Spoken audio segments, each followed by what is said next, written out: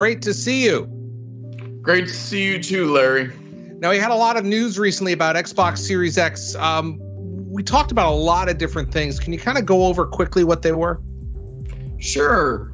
So it was an exciting time because we finally revealed the full technical specifications of the Xbox Series X and provided insight into some of the key innovations powering the next generation of gaming.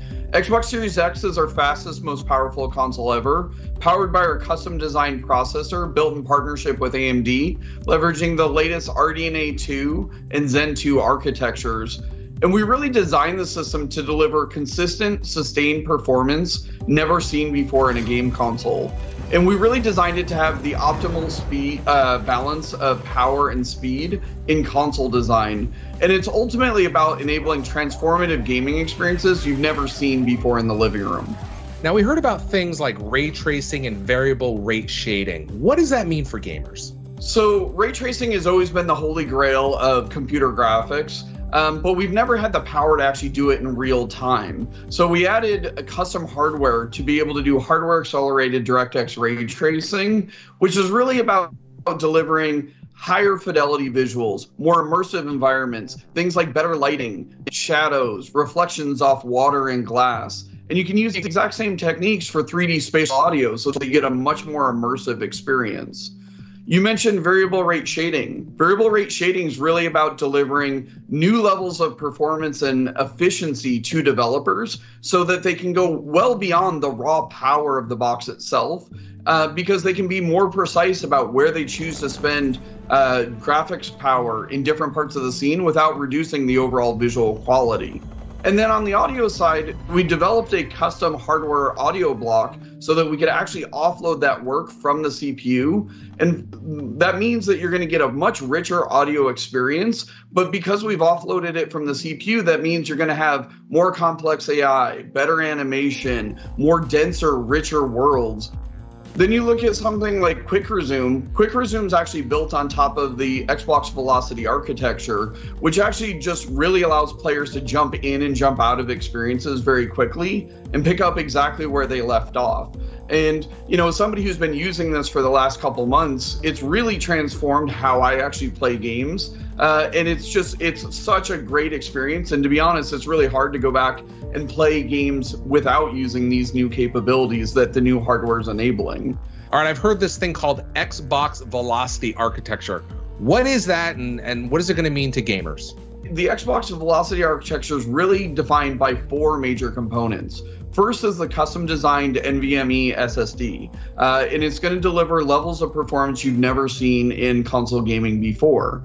The next is we have a dedicated hardware decompression block so that we can take those assets and expand them so that developers have direct access to them in real time so that you get much more dense worlds, richer textures, you know, more dynamic environments.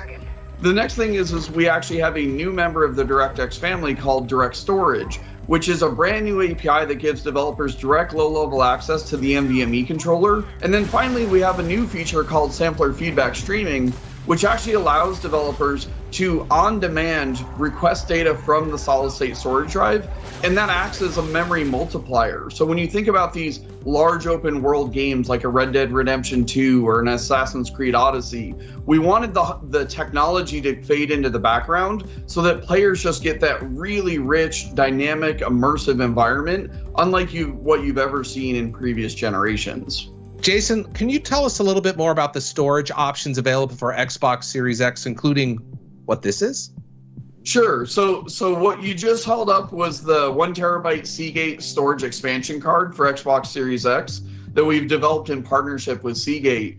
And that matches the internal performance exactly. And it's all about sustained performance. So if a game takes full advantage of the Xbox Velocity architecture, that same game can live on the internal storage or can live on that external expanded storage card, and you'll get the exact same performance. But at the same time, too, we know plenty of people have existing USB hard drives. And we want to make it as easy as possible. So you can easily just take the existing external hard drive that you have, unplug it from your current console, plug it into your Xbox Series X, and all your games are instantly available to you. And you can continue to run all those games directly off that external drive. So once again, we're really focused on giving as many options as possible because we know storage is critically important for gamers who have plenty of games that they love playing. Thanks, Jason. Now I want to be super clear about what Jason just said. You can always take your Xbox One games and play them directly off your external hard drive when connected to Xbox Series X. Now for Xbox Series X games, you can certainly store them on your external hard drive, but when you're ready to play them, you're going to want to move them to the internal SSD or the Seagate expansion drive right here. It's that simple. Anything else you'd like to share before I let you go?